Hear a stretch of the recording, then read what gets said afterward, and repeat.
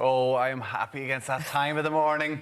It is Tex-Mex Monday here in the Ireland M kitchen. And I'm happy and excited to see how you're going to do.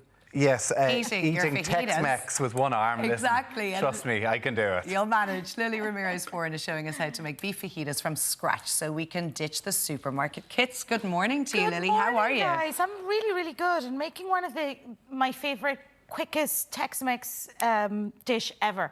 Okay. You know, so I've some ribeye steak, any grilling steak would do, right? Okay. And I'm just going to add a little bit of salt, pepper, and garlic powder, right?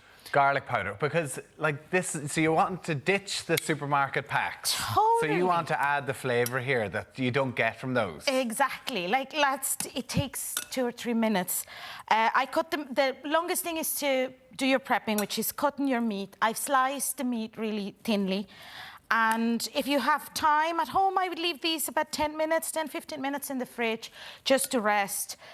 Here we're kind of cooking against time, Okay, yeah, so we're I'm going to put it in. So I've seasoned my meat with garlic, pepper and salt. And all you have to do now is do your favourite kind of veggies, right?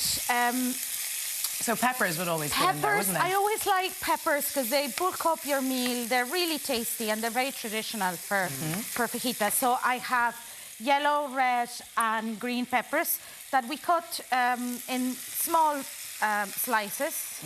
And like, so it's not really Mexican though, fajitas, is it? No, we don't. Yeah, Mexicans, we have a couple of things that are similar to fajitas, but we're not. Now, I grew up in Monterrey, which is borders with Texas. Yeah. So these would have been, you know, common enough for us. Okay. But it isn't really Mexican. And what difference would there be to the meal that you might have in, is it Monterrey, you said? Yeah, a lot of chili. And we Okay. tend to have a saucy. Sometimes when I'm kind of homesick, I do these, but I also add, instead of doing a salsa separately, I add all the ingredients of the salsa, and there's a bit more of a saucy dish. Okay. So it's more of a kick as well. You mentioned with the chili, Lily. So I am adding a little bit of chili. Oh, Okay, you're lovely. lucky Alan's not here. I was going to There'd be say, trouble. because this was kind of maybe, maybe not. So that's just a red jalapeno that's fresh, and I just slice it thinly. If you have kids, you kind of chop it really finely and maybe use half of it. It does need that flavour. I'm adding some onion as well, sliced. And the nice thing about this, if you're in a hurry, you can actually just look at what you have on your fridge. You can also make it with, this is a bit, you know, sorry, my Texans friends might actually send me some hate today, but lamb is delicious. Oh, you yeah, can do of these course. with lamb, you can do it with chicken. Traditionally, it would be beef. Yes. And So the only real flavouring you have, though, is the garlic. it's the seasoning in and the pepper and the salt. And then, you know, we're going to add a little bit of... we call it English sauce in Mexico, but, you know, it's Worcester sauce. Worcester sauce, okay. Oh, you're being quite generous with it there. Yeah. And why Worcestershire sauce? It just adds that nice tang to it. Yeah. You can substitute that, although there's gluten-free versions of it. I'm going to start building And you have the salsa as well for us to try. Salsa's homemade. I've cooked a few salsas here over the years, so they should be on the archive. But this one's really simple. You just get a pan, really hot with nothing on it, and just put 3 tomatoes, garlic clove, about 20 grams of onion, and as much or as little chili as you want. Everything completely dry, and let it char. So the whole tomatoes? Whole tomatoes, 3 whole just tomatoes? washed, and just let them char. It'll take about 15-20 minutes max. And do you want them to burst or no? You want them to burst, burnt and burst. Every maybe 5 minutes, turn them a little bit so that they're all char, and then just put them in your food processor. So just blitz them? Yeah. So you forget how hard it is to do stuff with your left hand. When you're right-handed. I tell you, even building fajitas, nothing's easy. I know, but then tacos can be handy because you just grab them Yeah, well, by exactly. hand, No, you're just very remember good. you have to be to back perfect. to the taco. I'm going to cover tacos this king. T-shirt in salsa, but that's why I wear a red one today, red. because I knew, yeah, exactly. You're doing okay.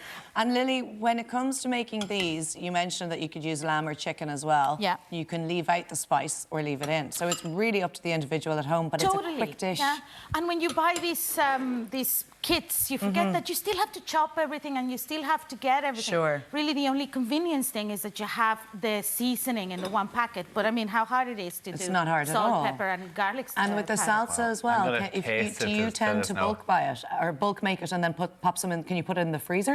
I particularly don't like the way tomatoes freeze when they're made into a salsa, and also the fridge kind of dims a little bit the heat in chilies. That's why in Mexico we never freeze chilies. We dry them or pickle them, because if you put them in the freezer, they actually lose heat, and that's not really good. So I don't tend to. Making these salsas is so simple, and they last about a week in the fridge. Oh, that's great. So, you know, like at the You'll end use of the it again. week, you can just chuck it in your pasta sauce. Like, see the salsas, because that's very creamy. So you obviously stick that in the blender then, do you? Yeah, you just blend it. Okay. And the creaminess comes from the ingredients. It's just natural, all the natural oils in the chili so and delicious. the onion. And it's so simple, super healthy. I added mushrooms on mine. You can vary whatever veggies. I know you don't like mushrooms. No, well remembered. Thank you. But, you know, you can actually bulk it up and make it into a really interesting meal and kind of push the kids to eat a bit more vegetables, Yeah. get them involved making the tacos themselves. So then it becomes kind of like a thing they made, and then they don't mind. And it's a good eating all dish to these start veggies. them on. Exactly. I'm just beginning to teach my And kids how to loads of cook veg now. and all the colours and stuff as well. It's not always green. Oh, it's packed full of flavour, yeah. Lily, thank you very much for that. Thank Very you. tasty. Delicious, thank you, Lily. Lovely.